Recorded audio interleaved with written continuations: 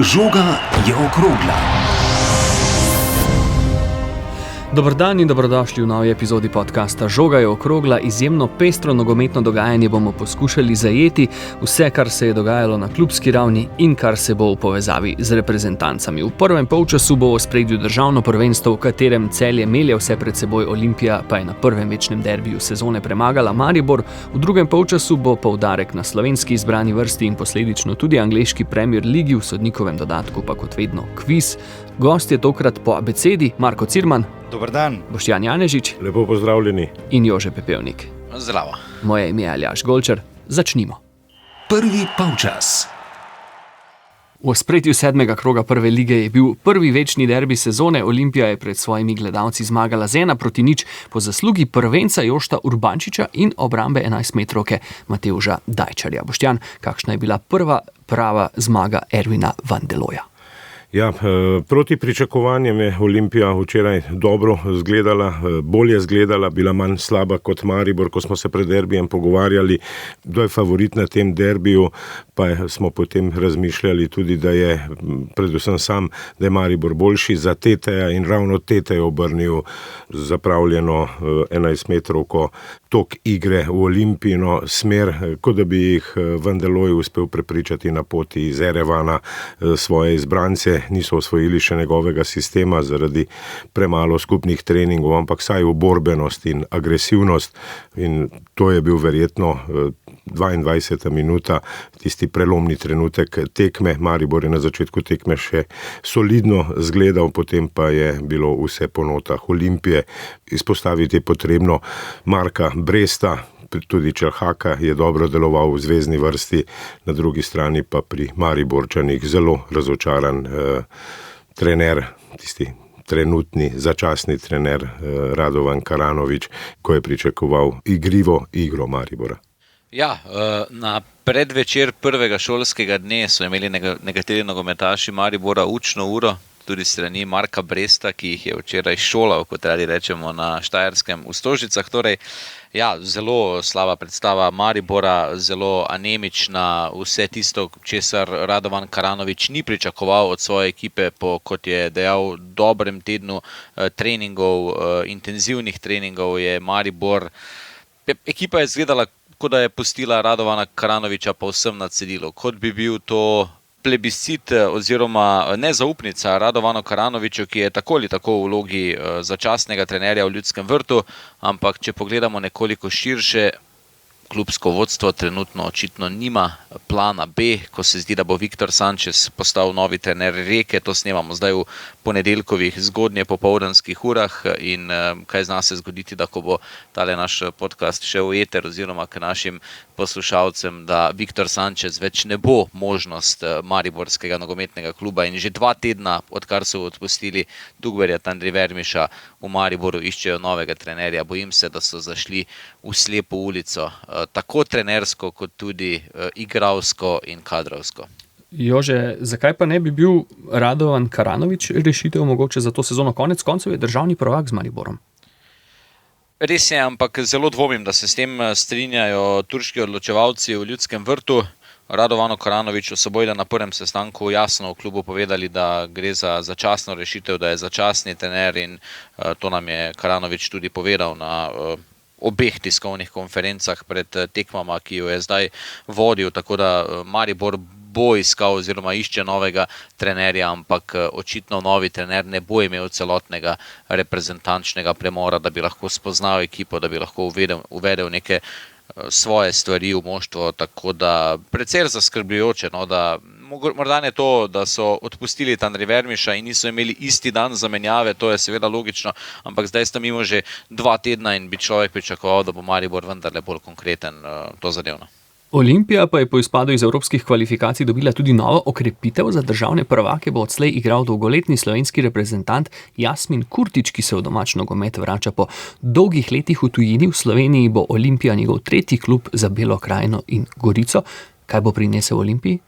Ja, nekaj boljšo igro zanesljivo v tej skromni zvezni vrsti Olimpije. Včeraj je malce izskočil ob povprečnem Dofu in skromnem Agbi, že omenjeni Čerhaka, prinaša pa izkušnje 97 reprezentančnih nastopov, ima 36-letni Belokranjec in zadržana žoga in igra v napad zvezne vrste bo zelo pomembna, to pa bi lahko igri Olimpije dodal Jasmin Kurtić.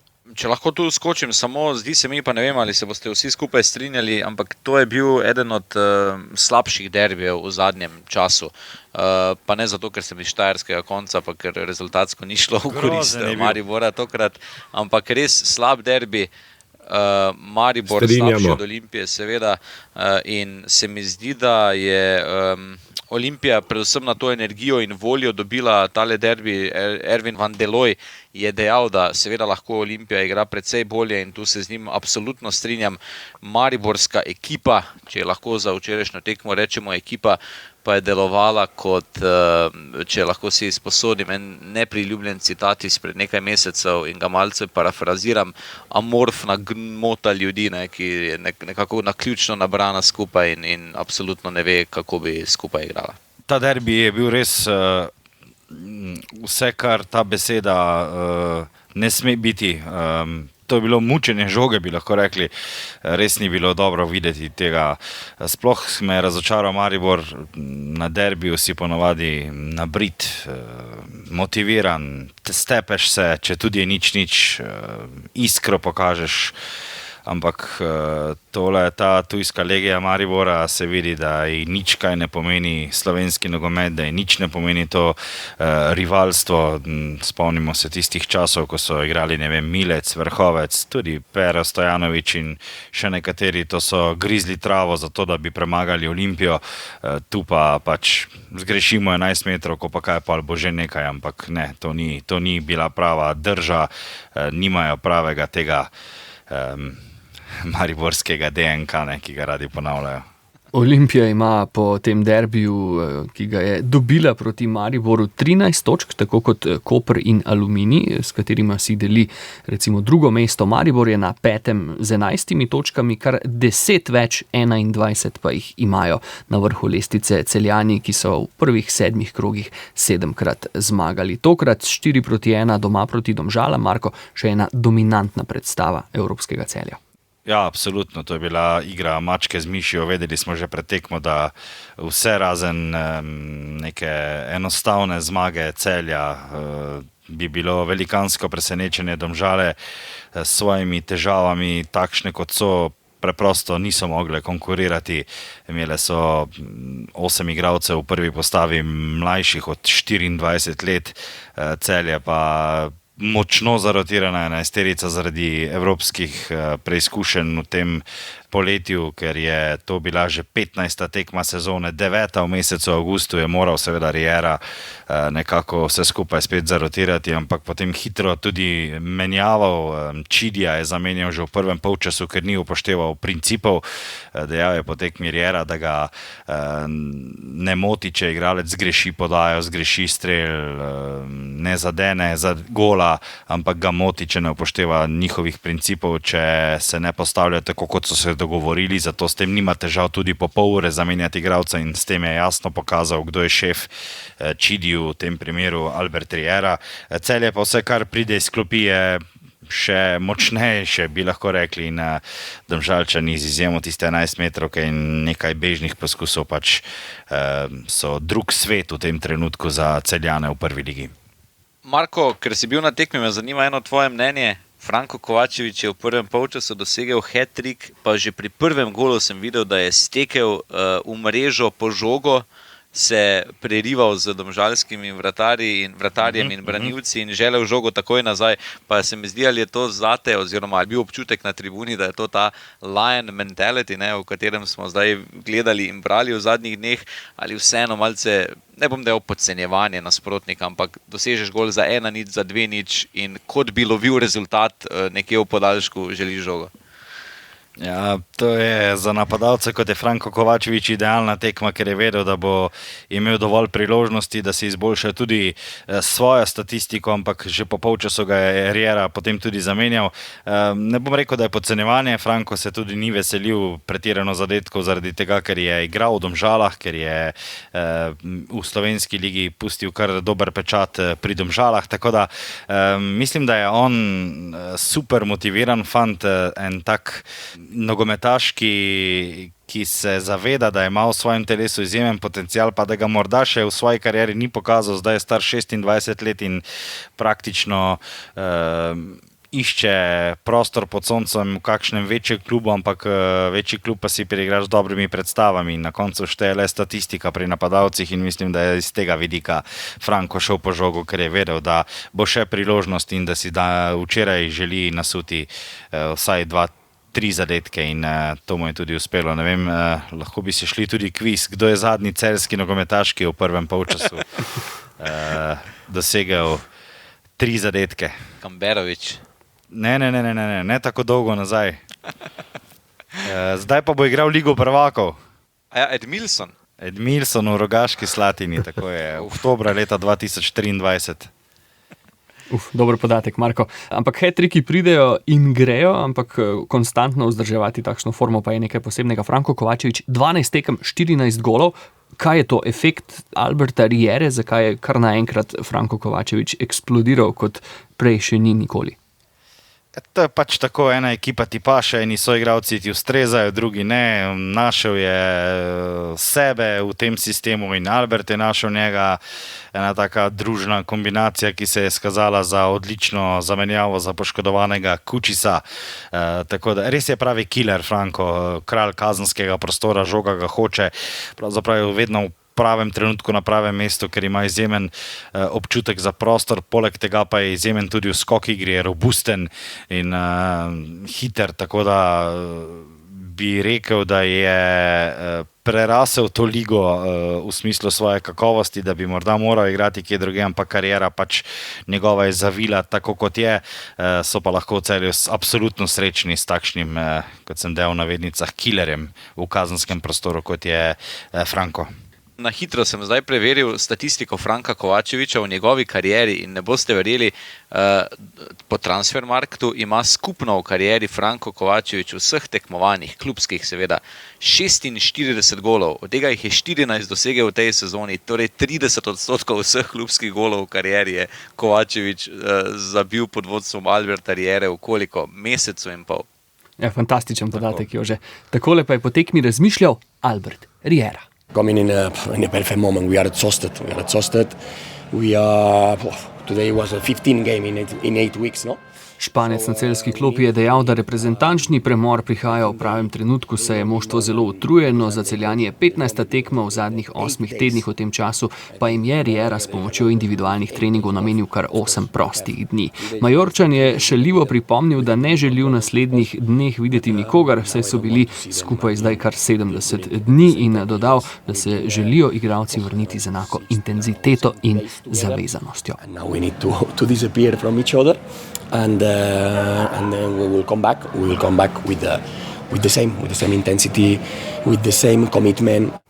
Zdaj sledi nekoliko lažje obdobje, čez mesec dni pa Celje potem čaka tudi začetek ligaškega dela konferenčne lige. Tekme prvega kroga bodo 2. oktobra, ligaški del pa se bo po 6 končal 18. decembra. Celje bo igralo doma proti varšavski Legiji, atenskemu AEK-ju in irskemu Shelbournu ter v gosteh proti še eni irski ekipi Shamrock Rovers na Rijeki in na Češkem proti Sigmi Olomouc. Marko, super žreb?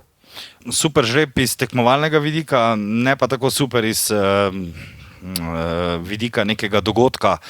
Morda AEK iz Aten, za tiste, ki spremljamo nogomet, vrhunska tekma, najbrž ne tako za ostale ljudi, ki ne spremljajo tako podrobno evropskega nogometa.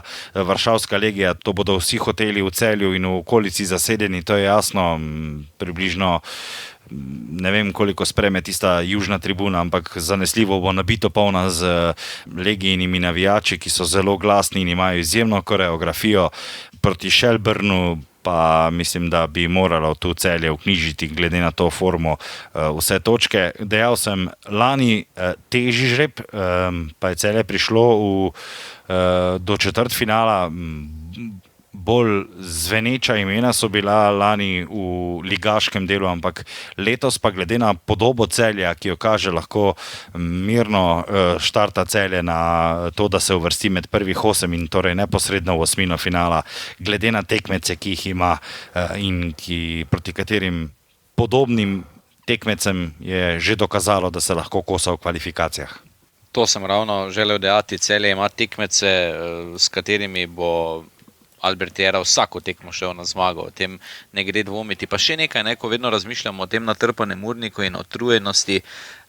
Zdaj na celjsko srečo 2 gostovanji nista tako zelo daleč, po drugi strani pa Celje tudi igra tak način igre, da je rado dominantno, da rado prevladuje na žogi in da rado seveda daje tempo tekmi, kar pomeni, da Celje običajno ne teče veliko za žogo, ne lovi senc, kot bi rekli Angleži, in se mi zdi, da ta utrujenost morda ne bi znala biti takšen problem, če se bodo Celjanom ognile poškodbe.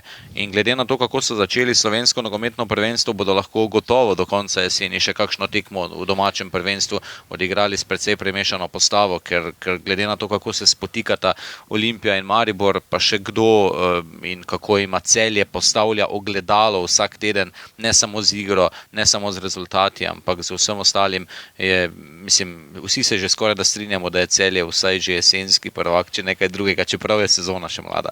Ja, o tej utrujenosti, ko si razlagal, je bolj težavna lahko mentalna utrujenost. V domači ligi te vsi hočejo premagati, proti vsem se moraš ne dokazovati, ampak vsem moraš dokazati, da si boljši. V Evropi pa je bila zdaj v poletju vsaka tekma odločilna, pravzaprav z izjemo tiste s ciperskim AEK-jem, ki je pač Celjane iz Evropske lige poslala v konferenčno ligo, tako da predvsem ta mentalna utrujenost, kot smo slišali, Albert Ariero je dejal, da se imajo drugega, poln kufer imajo, po domače povedano, pa ne, da bi se karkoli kregali ali pa karkoli drugega, ampak preprosto malo zasičenosti potem, ko so ves čas lovili rezultate, ko so ves čas sami sebi dokazovali, da so izjemno kakovostno moštvo. Iz tega vidika je tale zdaj premor kot naročen. Tudi mislim, da je malo adrenalin padel, videlo se je to pri Rieri sinoči,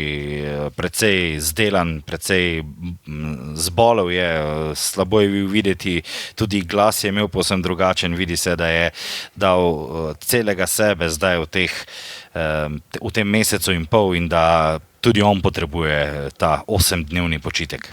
Ja, zelo velike izkušnje je Riera prinesel Celjanom, ko govorimo o tej evropski skupini njihovih tekem. Poudarjali smo že, da imajo Celjani bolj izkušeno moštvo, če že ne boljše kot lani, bolje pokrito na vseh položajih, tako da bi se lahko tako v konferenčni ligi kot tudi v prvenstvu s napadalno igro, z to njihovo miselnostjo prebili daleč. Ne da bi samo igrali na eni strani, samo Evropo, pa potem spomladi lovili, v Evropi bodo bržkone tudi napredovali, spomladi lovili točkovno prednost ali pa karkoli drugega, ampak znajo z dobrim kadrovanjem, kar pogrešamo pri omenjenih včerajšnjih večnih tekmecih, da bi bili na obeh področjih oziroma na obeh poteh zelo, zelo uspešni. Še nekaj je, ko govorimo o tem kadrovanju. Celje ima zdaj že od začetka priprav pravzaprav postavljeno zasedbo. Mi zdaj že na pamet vemo, kdo bo igral v Evropi. Dobro, zdaj je pač Hrka nadomestil za Bukovnika, predtem pa je bilo vse jasno. Ni bilo nobenih dvomov, kdo bo začel, kako bo videti igra Celje. Vse je jasno, tega lani morda ni bilo, tega lani v lanskih kvalifikacijah je bilo precej mešanja zasedbe v Evropi, kar se je tudi poznalo potem na rezultatih, ampak kot je dejal Riera pred tiskovno konferenco oziroma na tiskovni konferenci v Ostravi ali pa pred Banikom, kakorkoli že v Celju, da je pač potreboval svoj čas tudi on in potrebovala je ta čas ekipa. Tako da Celje ima prednost tudi v tem, da se mu zdaj sploh ne mudi kupovati, čeprav se vse skupaj izteka, ampak tudi za potem naslednji del sezone se ne mudi, ker je ekipa postavljena, ker je tudi kompletirana po položajih, tako da lahko mirno nadaljujejo s tem, kar so kazali do zdaj. Okrepitev torej ne bo več, Marko? Ne bi dal roke v ogenj, da ne bo še kakšne, vendarle je treba videti tudi seveda oziroma upoštevati poškodbe, recimo poškodba za Bukonika, zdaj je Hrka, pa je treba nadomestiti najbrž tudi Hrko, ampak Riera tako 24/7 razmišlja o nogometu in verjamem, da bo tudi v tem 8-dnevnem odmoru razmišljal o tem, kaj še lahko stori, kakšno taktiko si še lahko izmisli, kako še lahko preseneti svoje tekmece. Mislim, da bo morda prišel kdo ali pa kakšna dva nogometaša za širino, mislim pa, da prvokategornika pa absolutno ni razloga, da bi zdaj Celjani iskali, da bi zamenjal teh prvih udarnih 11 v celjski zasedbi, ker je vse postavljeno, ne vem, recimo Mario Kvesić igra življenjski nogomet, on ni igral tako dobro, ko je bil član Olimpije, lani je bil v precejšnji senci Svita Sešljarja, ker je šlo veliko žog preko Svita, letos pa je on prvi dirigent tega orkestra in to se pozna in tudi sam je off the record na poti iz Češke dejal, da še nikoli ni tako užival ob igranju nogometa in to se vidi tudi na igrišču. Če se za trenutek še vrnemo na tekmo z Domžalami, z drugega zornega kota domžalska kriza se nadaljuje, 7 tekem, 7 porazov je izkupiček začetka sezone, v katerem so se umaknili tudi investitorji, vodenje ekipe je nato začasno prevzel dolgoletni član kluba Darko Birjukov. Darko, zahtevna tekma, vedeli ste, da bo. Evropsko Celje je pač pokazalo svojo kakovost, ampak bili so znaki, da ste želeli drago prodati svojo kožo. Dobro, ja, znali smo proti kom igramo, znali smo proti kakvi ekipi igramo, kakšnem trenerju, kakšnim igralcima. Mi smo upali na najboljše, kar je logično, ampak po mojem mnenju ni se dalo več. Ni se dalo več, igralci su dali sve od sebe, to je 100%. Ampak morate shvatiti da tudi psiha igralca nakon 6 kola i sve kad se dogajalo okolo kluba nije na najveći možni ravni, tako da glih moguće zaradi tega me najbolj žalosti taj gol u prvom počasu u zadnji minuti iz prekinitve, to bi se dalo preprečiti, pa moguće će bi šli na 2-1 na počasu, moguće ne bi oni bili tog sprošćeni, moguće bi naši imali malo već samozavesti i potem se na svaki tekmi lako marsikaj zgodi, ampak še enkrat čestitke Celju, predvsem na svemu, kar su naredili u lanjski sezoni, pa letos u Evropi za slovenski nogomet i normalno čestitke za današnju zmagu. Zdaj vi ste prišli kot trener, dežurni gasilec, bi lahko rekli. Kako je delovati v takšnem okolju? Pravzaprav morate biti tudi psiholog, 7 zaporednih porazov je kar zahteven zalogaj za vas tudi, ne? Seveda da je težko. Kaj narečem, ceo teden smo trenirali i moram povedati da je odziv fantov bio odličan na treningi. Bila je energija, bila je želja, bilo je htjenje, bilo je upanje. Verjeli smo da lahko moguće presenetimo Celje. Ok, ni se šlo. Zdaj kako bo v sredu, ko se bomo srečali, a bo glava dol ali ne bo glava dol, to pa ne vem. Vem da sam im dao 2 dni fraj pa bomo videli kako bo u naslednjem tednu. Upam da se bo malo već vedlo kaj, kako, ker jaz tudi popolnoma razumem igralci. Še enkrat bi im čestito, ker vem da su dali sve od sebe, tog su smatrani in na koncu mislim da se spet nismo sramotili. Danas, če vzamemo situacije, kakšne rezultate ima Celje u letošnji sezoni, potem je to. Kako pa je delovati zdaj trenutno v Domžalah? Šila in Kopita so pobrali prejšli lastniki, zdaj naj bi prišel nov lastnik, nič ni uradnega sicer, kot sem izvedel, ampak kako je sploh delovati v takšnem okolju, ko ni nič gotovega?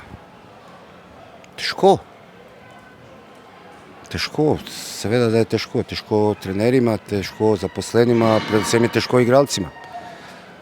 Ampak ja še enkrat pravim, še enkrat poudarjam, jaz upam da se bo to popravilo da Slovenija potrebuje Domžale v prvi ligi in če se bo to popravilo, verjamem v to, da nam bo uspelo letos, da ostanemo v ligi. Kako bo, pa ne vem, kaj bo jutra, kaj bo čez en teden. Težko je delati. Pa so kakšni signali, da ste lahko optimist glede domžalskega nogometa v prihodnosti? Seveda. Ti fanti znajo igrati. Pa kdorkoli je igral nogomet, ve, koliko je njima težko. Zdaj, ko pridejo igrati v Celje, 6 tekmi, 0 pik. Predtem imaš 5, 6, 7, 9 trenerjev, imaš športnega direktora, imaš vse, vsi so se spokali v enem dnevu, pridejo tukaj. Tukaj je najbolj stvar tudi razumeti igralce, ker njima je res težko. Res. Marko, ti si torej govoril z Darkom Birjukovom, Domžalčani zdaj dobivajo nove investitorje, Boštjan, ti pa prav tako nimajo najboljšega renomeja, da tako rečemo. Tudi ne, ja. Domžalčani niso še prinesli denarja v klub, ti novi, težko jim je reči vlagatelji, če še ni tam denarja, novi potencialni vlagatelji domžalskem klubu na slabem glasu so nepreverjeni. Pred meseci so se ponujali, da bi vstopili v Murino upravo. Gregor Balažič je eden izmed možnih športnih direktorjev, tako da ne vem, kaj reči ob tem, ampak spet tako preprosto povedano, ena izmed nezanesljivih firm. Ja, Bravo pa recimo v tem krogu do visoke zmage Radomlje je premagal s kar 6-0. Kako gledaš na to tekmo? Visok rezultat, Bravo je končno pokazal nekaj več? Ja, Babula se je razigral, Pečar je igral za prvim napadalcem po odhodu Poplatnika k Celjanom, morda igra, ki mu je ustrezala, ampak tudi potem, ko se Bravo nekako ima možnost in dovolj prostora igrati, takrat jim igra steče in tudi v tej sezoni ni nič drugače, pa čeprav se jim je vse skupaj malce zatikalo v začetku sezone, ko so imeli tudi ozek kader. Kasneje so potem kadrovali s posojenimi igralci, z Grličem iz Maribora, z Bristričem iz Olimpije, ampak kot je videti, je nekako četa Aleša Arnola splavala tudi po klub ali pa tudi kljub temu po odhodu Mateja Poplatnika. Bravo je z 10 točkami zdaj 6. Izpostaviti pa moramo še en klub, ki blesti v tej sezoni in to je Aluminij. Klub iz Kidričevega je v prvih 7 tekmah zbral 4 zmage, 1 remi in 2 poraza. V 7. krogu je premagal Koper, ko so imeli varovanci Slaviše Stojanoviča tudi kanček smole. Jože, na Štajerskem zdaj Aluminij, klub v najboljši formi in tisti, ki kaže največ? Zastavonoša štajerskega nogometa. Konec avgusta in v začetku septembra je Aluminij. Ja. Nalaž sem to rekel zdaj, da sem preveril, če je Marko pozorno posluša. Ja, mislim, v nekih svojih okvirih, kot smo že reali, deluje Aluminij.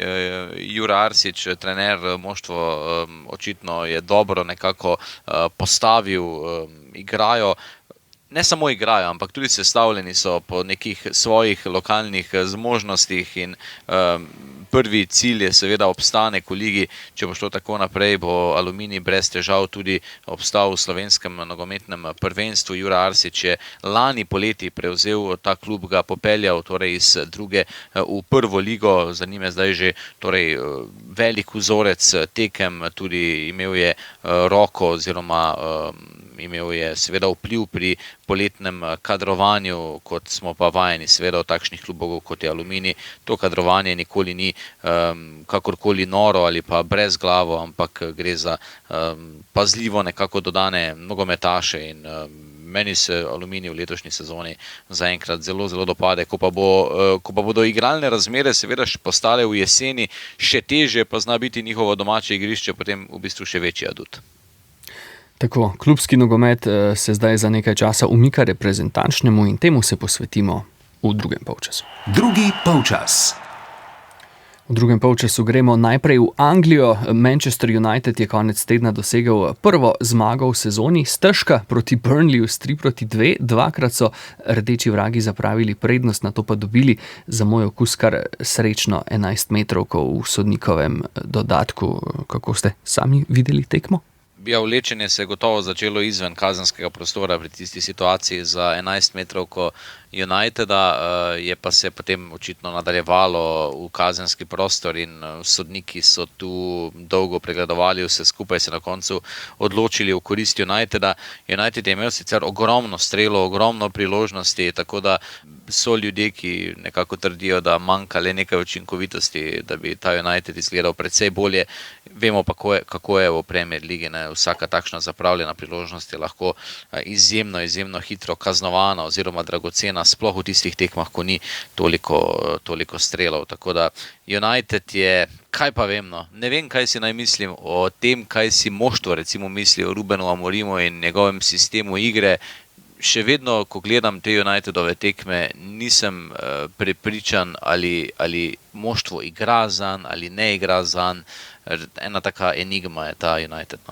No. Lahko bi še o tvojem Aljaž blestečem Arsenalu, ne? Ja, United pa predvsem sem prvoščil to zmago, ker je bilo res grozno gledati, kaj se je med tednom dogajalo proti Grimsby Townu in kako je Amorim s tistim postavljanjem taktičnih magnetkov na tabli postal zvezda norčevanja na X-u oziroma na bivšem Twitterju. Ja, jaz sem pač, tako je rekel Jože, težko se odločim, ali je ta sistem pravi, ali štima v tej ekipi.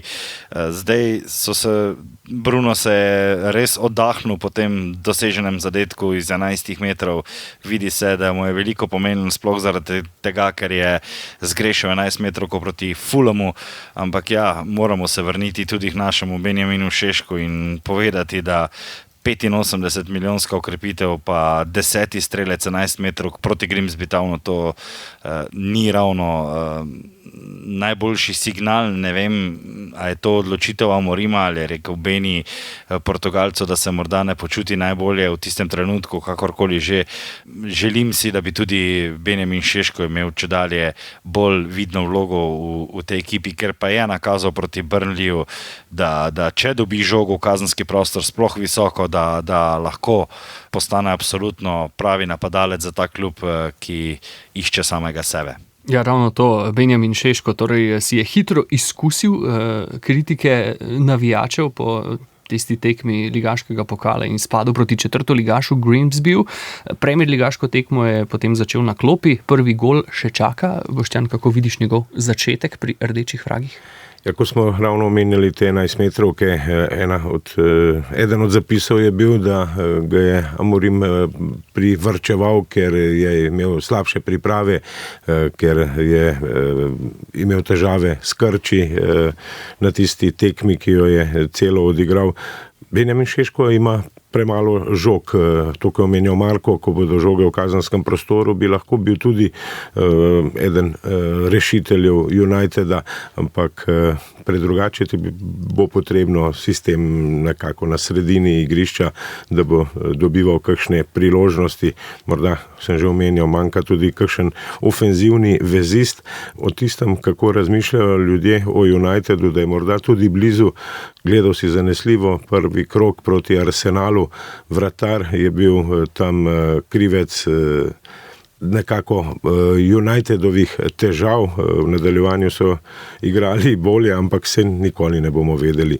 Lahko bi se z eno tekmo sezona povsem drugače odpeljala, recimo ob tisti vratnici, ki so jo zadeli še rdeči vragi, ampak pustimo to Angležem, kako in kaj bodo rešili in pritiskali dodatno z vsemi medijskimi in drugimi sredstvi na nekdanjega še vedno velikana Manchester United. Ja, razlog, zakaj smo začeli seveda drugi polčas v Premier Ligi, je seveda zato, ker je zdaj ta kar neločljivo povezana tudi slovensko reprezentanco.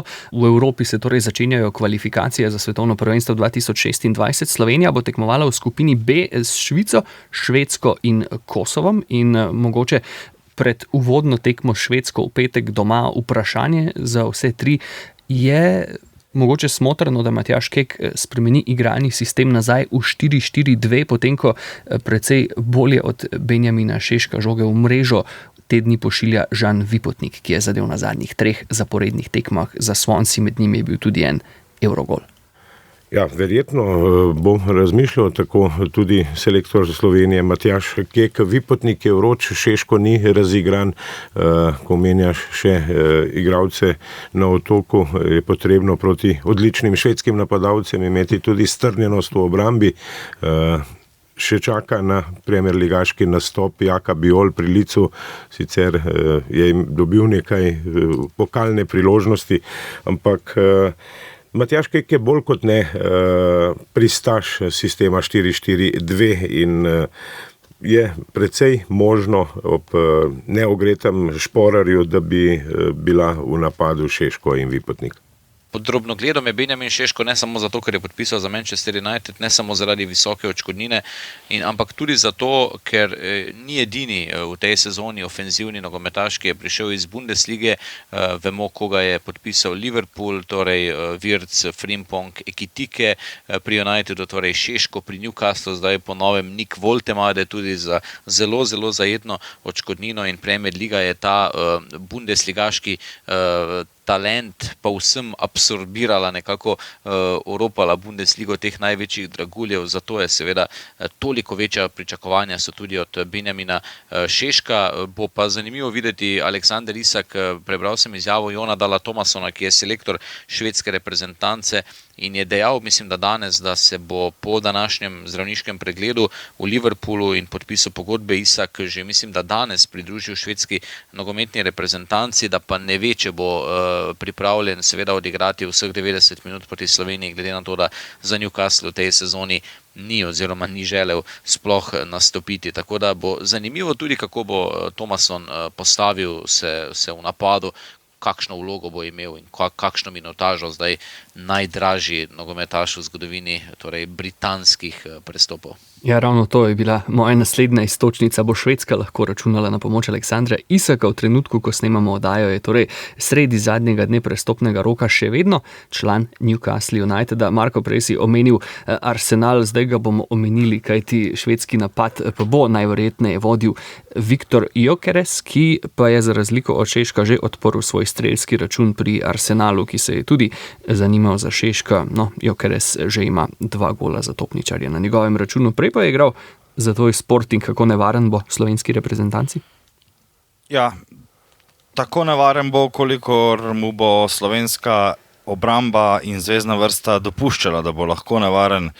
Tako Šeško kot Gyökeres sta izjemna nogometaša kazenskega prostora, ampak oba tu bosta tudi malo bolj razbremenjena tega angleškega pritiska, ker tam sta bila vržena med morske pse v angleški Premier Ligi z vseh strani, pritiski medijev, pritiski navijačev, javnosti in tako naprej. Tu bosta morda vendarle lahko, ko bosta igrala med poznanimi soigralci v domačem okolju, pa čeprav Švedska v gosteh zaigrala malo bolj sproščeno.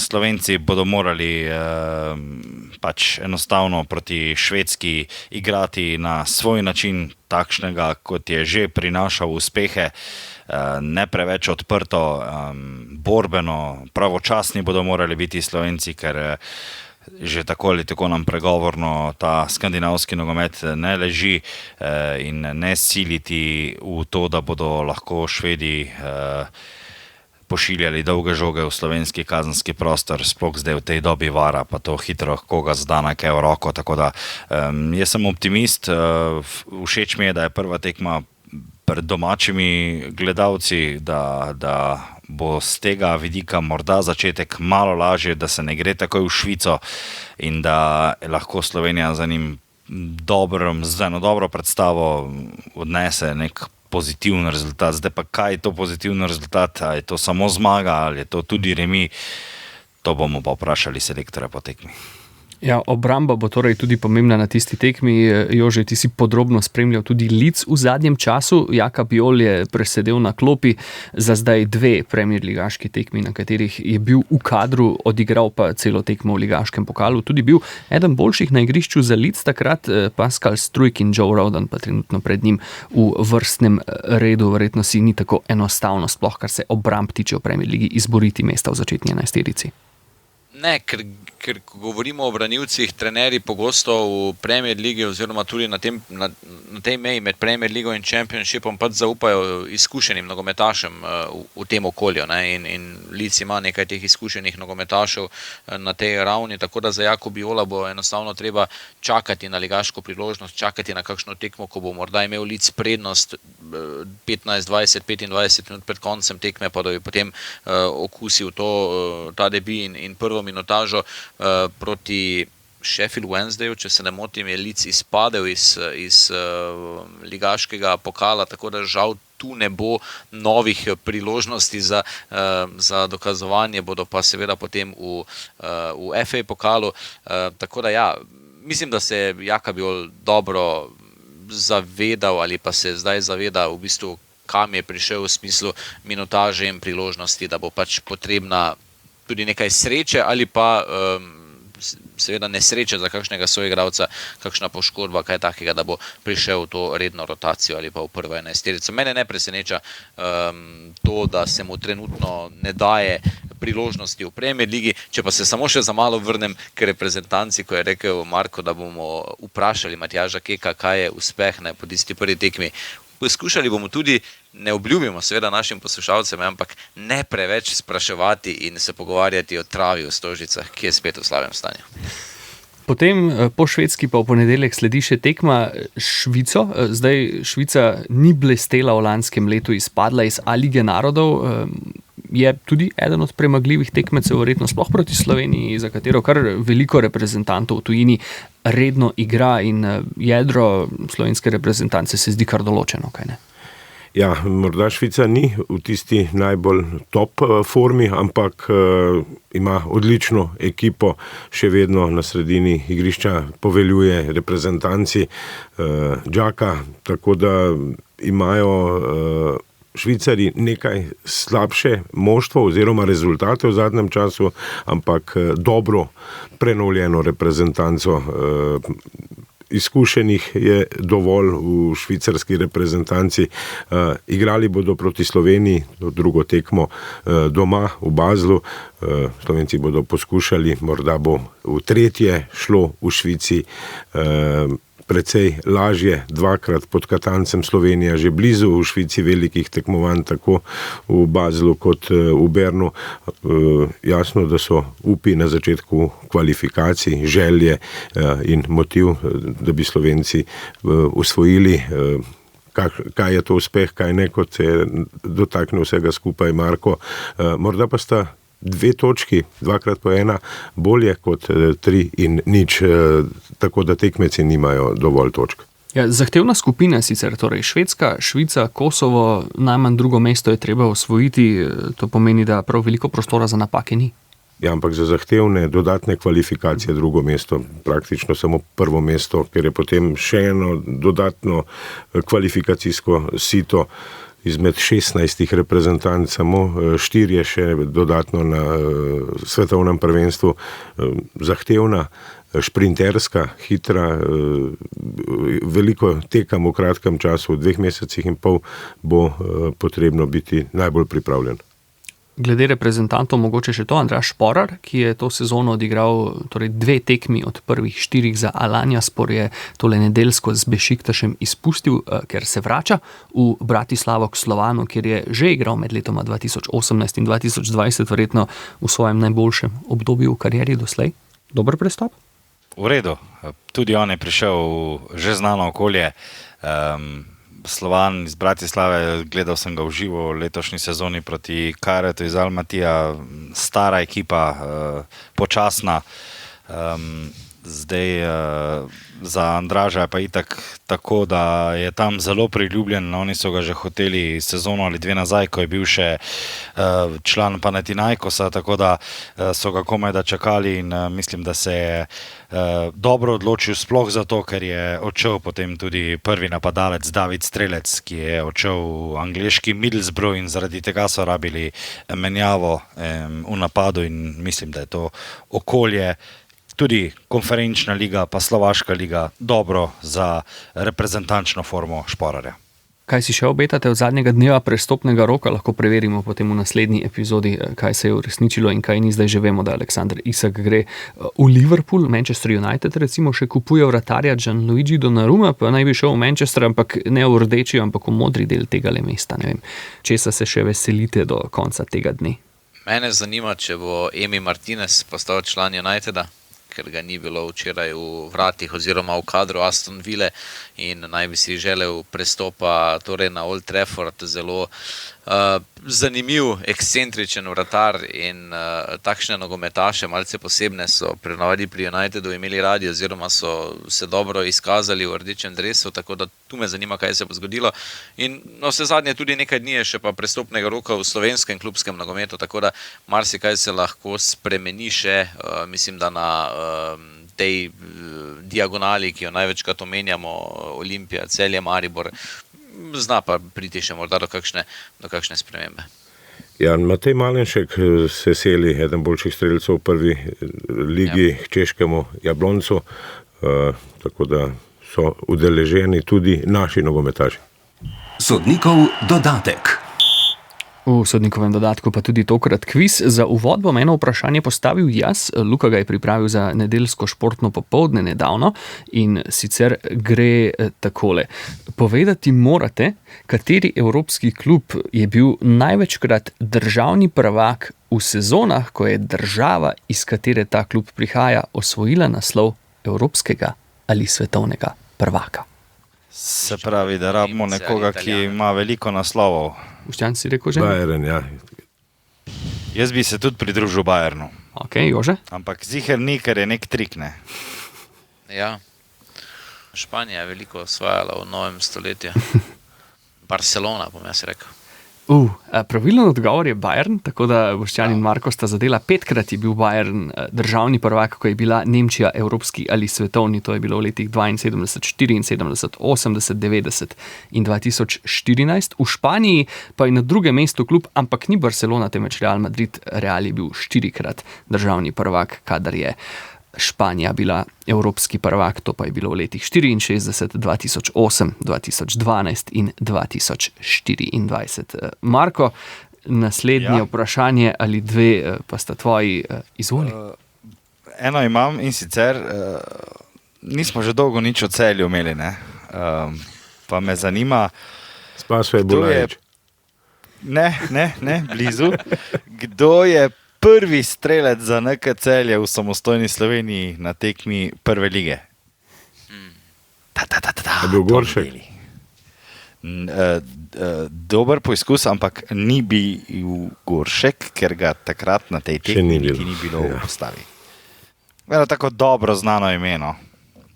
Romih, Žilnik. Zdaj boš kar vse naštel, ne? Ni. Jože?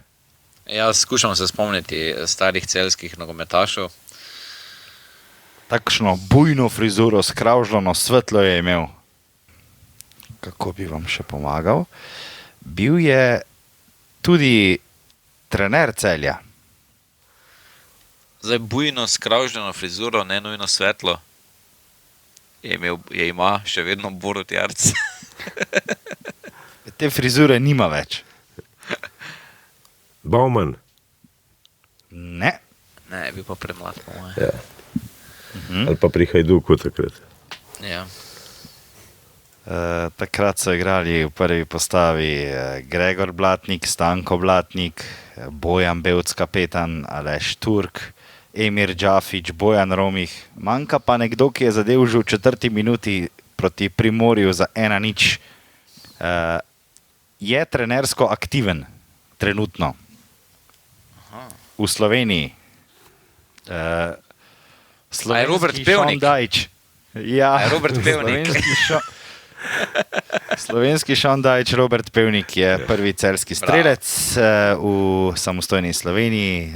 To se je zgodilo v prvem krogu 18. avgusta 1991, Celje oziroma Publikum Primorje 3-1. To je to. Marko, super vprašanje. Mi pa smo s tem prišli do konca oddaje. Hvala vsem in hvala tudi vsem, ki nas poslušate. Do prihodnjič, naslišanje in seveda uživajte v tokrat reprezentančnem nogometu.